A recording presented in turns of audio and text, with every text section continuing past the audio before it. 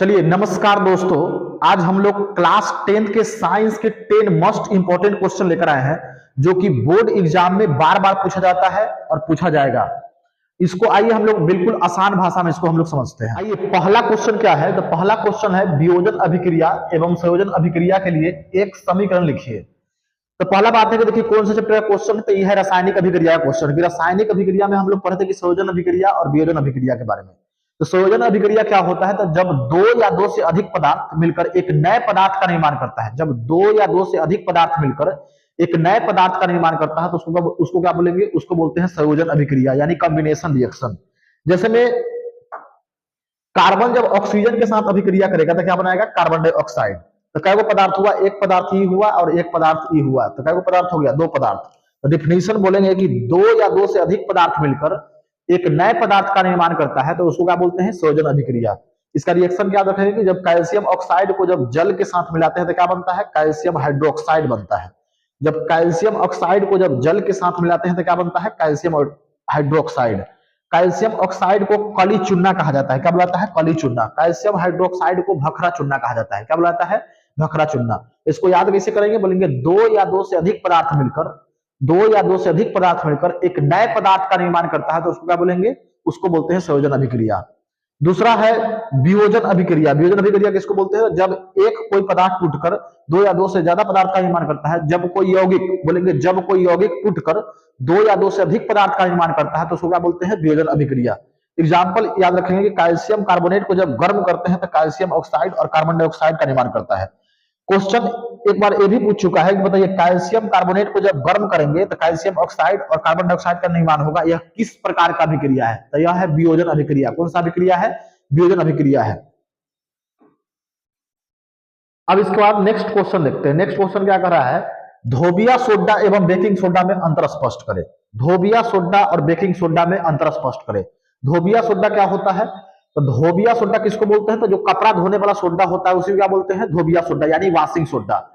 इसका रासायनिक सूत्र क्या है, तो इसका रासायनिक सूत्र है Na2CO3.10H2O। Na2CO3.10H2O। फिर बेकिंग सोडा यानी खाबर सोडा को ही क्या बुलाता है, बेकिंग सोडा यानी खाने वाला सोडा। इसका रासायनिक सूत्र क्या है, NaHCO3। क्या नाम, क्या है इसका रासायनिक सूत्र, NaHCO3। NaHCO3 यानी सोडियम हाइड्रोजन कार्बोनेट। इसका रासायनिक नाम क्या है, सोडियम कार्बोनेट। धोबिया सोडा का रासायनिक नाम क्या है, सोडियम कार्बोनेट। फिर इसका रासायनिक नाम क्या है, तो इसका रासायनिक नाम है सोडियम हाइड्रोजन कार्बोनेट।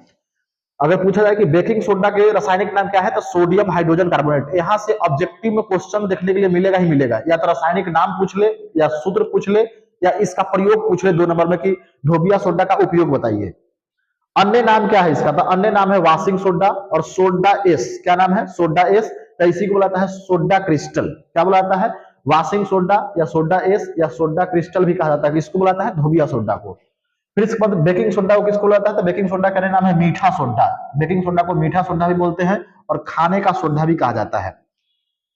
धोबिया सोडा का प्रयोग हम लोग कहाँ कहाँ करते हैं, तो इसका प्रयोग हम लोग करते हैं कपड़ा धोने में, कांच बनाने में, साबुन और कागज बनाने में किया जाता है। कहाँ कहाँ किया जाता है, तो कपड़ा धोने में, फिर इसके बाद बोलेंगे कांच बनाने में और साबुन बनाने में किया जाता है। फिर बेकिंग सोडा का प्रयोग कहाँ का किया जाता है, तो इसका प्रयोग किया जाता है केक बनाने में, पाव रोटी बनाने में, फिर बिस्कुट बनाने में और पेट की अम्लीयता को दूर करने में किया जाता है। जैसे समोसा लिट्टी भी किससे बनाया जाता है, तो समोसा लिट्टी या कचौड़ी को फुलाने के लिए किसका प्रयोग किया जाता है, तो बेकिंग सोडा का प्रयोग किया जाता है।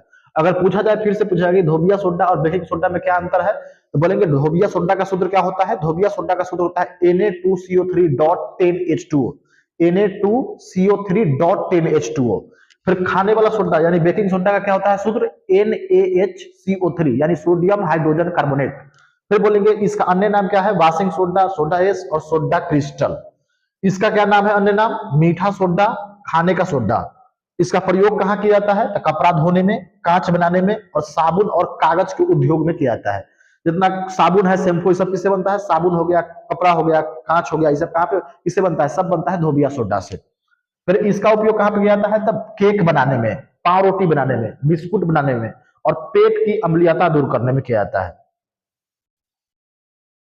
फिर इसके बाद देखिए 3 नंबर क्वेश्चन देखिए, कह रहा है आश्रित जल विद्युत का चालक क्यों नहीं होता है, जबकि वर्षा जल जो होता है।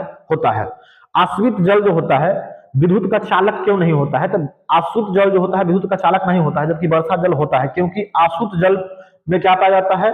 आसुत जल में जो होता है आयन नहीं होता है। क्या नहीं होता है? आसुत जल जो होता है शुद्ध होता है। क्या होता है? शुद्ध होता है। इसका पीएच मान 7 होता है, इसीलिए वह जो होता है विद्युत का चालक नहीं करता है।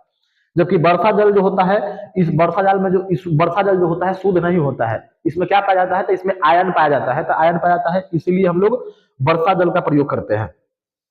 तो पूछा जाए कि आश्रित जल विद्युत का चालक क्यों नहीं होता है, जबकि वर्षा जल से होता है? तो आसुत जल विद्युत का चालक नहीं होता है, जबकि वर्षा जल जो होता है, क्योंकि आसुत जल में आयन नहीं होता है। क्या नहीं होता है? आयन नहीं होता है। आयन क्या होता है? तो चार्ज के समूह को क्या बोलते हैं? आयन बोलते हैं। आवेश के समूह को बोलते हैं आयन। आयन दो प्रकार का होता है, एक होता है केटायन, एक होता है एनायन।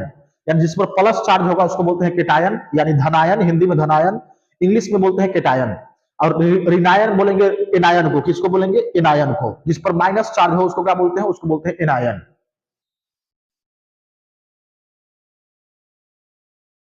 इसके बाद 4 नंबर क्वेश्चन देखिए, कह रहा है कि मिश्र धातु क्या होता है? मिश्र धातु के 2 उदाहरण दे। मिश्र धातु क्या होता है? मिश्र धातु के 2 उदाहरण दो। हम जितना क्वेश्चन का डिस्कशन कर रहे हैं प्रीवियस ईयर में पूछा हुआ क्वेश्चन है, तो इसको अच्छे से इसको याद करेंगे कि मिश्र धातु क्या होता है। तो 2 या 2 से अधिक धातु के समांगी मिश्रण को ही क्या बुलाता है?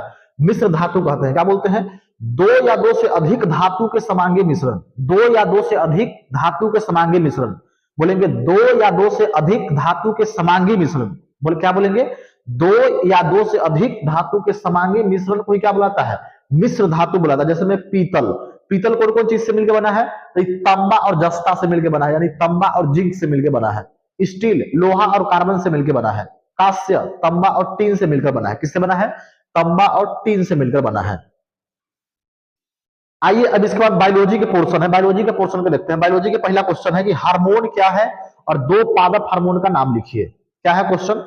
कि हार्मोन क्या है और 2 पादप हार्मोन का नाम लिखिए। तो हार्मोन क्या है? यह रासायनिक पदार्थ होता है। क्या होता है? यह रासायनिक पदार्थ होता है जो पौधा के वृद्धि और विकास को नियंत्रित करता है। क्या करता है? बोलेंगे हार्मोन क्या है? तो बोलेंगे यह रासायनिक पदार्थ होता है जो पौधा के विकास और वृद्धि को क्या करता है? नियंत्रण करता है। उसी को क्या बोलते हैं? उसी को बोलते हैं हार्मोन। इसे फाइटो हार्मोन भी कहा जाता है। क्या बुलाता है? फाइटो हार्मोन, यानी प्लांट हार्मोन भी कहा जाता है। अभी कई प्रकार का होता है? तो लगभग जो होता है 4 प्रकार का होता है। क्या प्रकार का होता है? 4 प्रकार का होता है। पहला है auxin, gibberellin, cytokinin, abscisic acid, ethylene. क्या हो जाएगा? Auxin, gibberellin, cytokinin, abscisic acid और एथिलीन। तब अगर उदाहरण पूछे पादप हार्मोन का उदाहरण कौन कौन है, तो क्या को पूछा है? पूछा है 2 की पादप हार्मोन का नाम लिखिए। 2 पादप हार्मोन का नाम लिखिए। तो ऑक्जीन लिख देंगे और जिब्रेलिन लिख देंगे। ऐसे याद करने के लिए सारा याद कर लेंगे। Auxin, gibberellin, cytokinin, abscisic acid और एथिलीन। ये सब क्या है? इस सारा जो है पादप हार्मोन के उदाहरण है। और पादप हार्मोन के प्रकार भी है। पादप हार्मोन कई प्रकार का होता है? तो पादप हार्मोन जो होता है 5 प्रकार का होता है। पहला है ऑक्जीन, दूसरा है जिब्रेलिन, इसके बाद है साइटोकाइनिन, इसके बाद है एब्सिसिक एसिड, इसके बाद है एथिलीन। इसके बाद देखिए 2 नंबर क्वेश्चन करा कि गर्भ निरोधक युक्तियां अपनाने के क्या क्या कारण हो सकते हैं? गर्भ निरोधक युक्तियां अपनाने के क्या क्या कारण हो सकते हैं? तो देखिए गर्भ निरोधक युक्तियां को अपनाने का बहुत सारा कारण हो सकता है। पहला कारण है कि गर्भ धारण को रोकना। क्या करना? यानी गर्भ धारण को रोकना। गर्भ निरोधक हम लोग क्यों यूज करते हैं? तो पहला है कि गर्भ धारण को रोकने के लिए। क्यों करते हैं? गर्भ धारण को रोकने के लिए, यानी कहने का मतलब किसी महिला को प्रेग्नेंट होने से बचाने के लिए। दूसरा है जनसंख्या वृद्धि को नियंत्रित करना, यानी यह जो होता है जनसंख्या की वृद्धि को क्या करता है? निरंतर करता है, नियंत्रण करता है। फिर इस पर यौन संचारित रोगों से सुरक्षा, यानी जितना सेक्स के कारण जो बीमारी फैलता है उससे क्या करता है? सुरक्षा प्रदान करता है। फिर महिलाओं का स्वास्थ्य अच्छा रखना, इससे जो होता है महिला का स्वास्थ्य अच्छा रहता है। और लास्ट है परिवार नियोजन के जरिए जनसंख्या पर रोक लगाना। परिवार नियोजन के जरिए क्या करना? जनसंख्या पर रोक लगाना। ये सब क्या है? ये सब जो है गर्भ निरोधक युक्तियां के अपनाने का कारण है। पहला क्या है कि गर्भ धारण को रोकना। हम लोग गर्भ निरोधक क्यों अपनाते हैं? तो पहला है कि गर्भ धारण को रोकने के लिए। क्या अपनाते हैं? गर्भ धारण को अपनाने के लिए। दूसरा क्या है? जनसंख्या वृद्धि को नियंत्रित करने के लिए। तीसरा है यौन संचारित रोगों से सुरक्षा के लिए। चौथा है महिला का स्वास्थ्य और अच्छा रखने के लिए।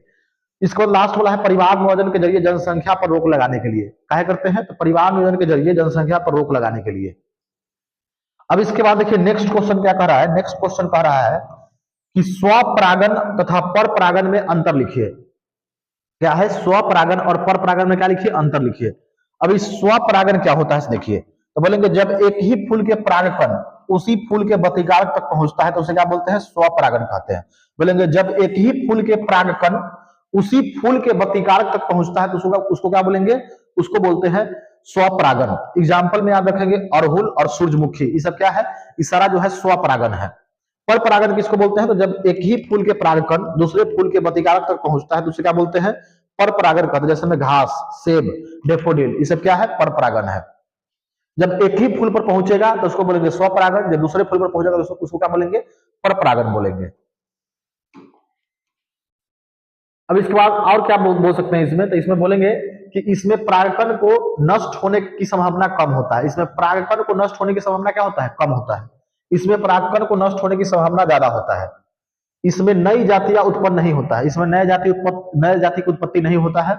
इसमें जो होता है नए जातिया का क्या होता है? उत्पत्ति होता है। अब चौथा क्वेश्चन देखिए, 4 नंबर क्वेश्चन क्या कह रहा है? 4 नंबर क्वेश्चन कह रहा है कि जैविक आवर्धन से आप क्या समझते हैं? जैविक आवर्धन से आप क्या समझते हैं? तो बोलेंगे जैविक आवर्धन वह प्रक्रिया है जिसमें जीवों के शरीर में विषैले पदार्थ की सांद्रता बढ़ती है। क्या बोलेंगे? कि जैविक आवर्धन वह प्रक्रिया है जिसमें जीवों के शरीर में विषैले पदार्थ की सांद्रता बढ़ती है, उसी को क्या बोलते हैं? जैविक आवर्धन। क्या बोलेंगे? बोलेंगे जैविक आवर्धन वह प्रक्रिया है, जैविक आवर्धन वह प्रक्रिया है जिसमें जीवों के शरीर में विषैले पदार्थ की सांद्रता बढ़ती है। किसकी सांद्रता बढ़ती है? तो विषैले पदार्थ की सांद्रता बढ़ती है। अब 5 नंबर क्वेश्चन देखिए, कह रहा है कि मानव मूत्र के अवयवों की प्रतिशत मात्रा क्या है? मानव मूत्र के अवयवों की प्रतिशत मात्रा क्या है? तब मानव मूत्र में जल जो होता है कितना परसेंट होता है? तो 95 या 96%। कोनो बुक 95% लिखता है, कोई बुक जो होता है एनसीईआरटी जो है 96% लिखता है। तो मानव मूत्र में जल कितना होता है? 95 या 96%। यूरिया का परसेंट होता है? 2%। लवण का परसेंट 2%। यूरिक अम्ल यानी यूरिक एसिड का परसेंट होता है 0.4% होता है। कितना होता है? 0.4%। अमोनिया का परसेंट होता है? तो 0.6% होता है। पूछेगा कि पेशाब में गंध किसके कारण आता है? तो पेशाब में गंध जो होता है अमोनिया के कारण आता है। किसके कारण आता है? अमोनिया के कारण। यदि पूछे कि पेशाब का रंग पीला क्यों दिखाई देता है? तो यूरोक्रोम के कारण दिखाई देता है।